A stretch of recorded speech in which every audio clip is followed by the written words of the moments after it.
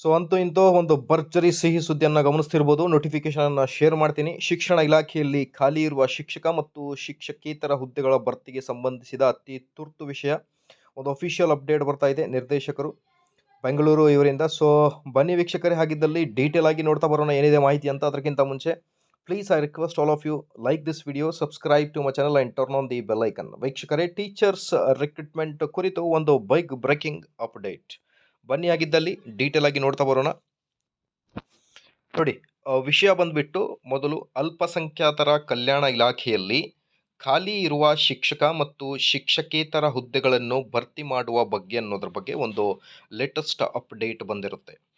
ಮೇಲ್ಕಂಡ ವಿಷಯಕ್ಕೆ ಸಂಬಂಧಿಸಿದಂತೆ ಏಕೀಕೃತ ಸಾರ್ವಜನಿಕ ಕುಂದುಕೊರತೆ ನಿವಾರಣಾ ವ್ಯವಸ್ಥೆ ನಲ್ಲಿ ಅಲ್ಪಸಂಖ್ಯಾತರ ಕಲ್ಯಾಣ ಇಲಾಖೆಯಲ್ಲಿ ಖಾಲಿ ಇರುವ ಶಿಕ್ಷಕ ಮತ್ತು ಶಿಕ್ಷಕೇತರ ಹುದ್ದೆಗಳನ್ನು ಭರ್ತಿ ಮಾಡುವ ಬಗ್ಗೆ ಅರ್ಜಿ ಸಲ್ಲಿಕೆಯಾಗಿರುತ್ತದೆ.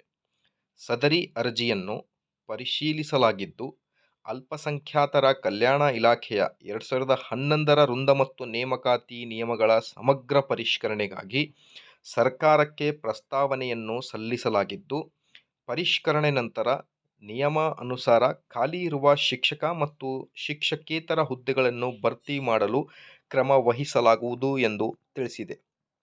ಸೊ ನಿರ್ದೇಶಕರು ಅಲ್ಪಸಂಖ್ಯಾತರ ನಿರ್ದೇಶನಾಲಯ ಬೆಂಗಳೂರು.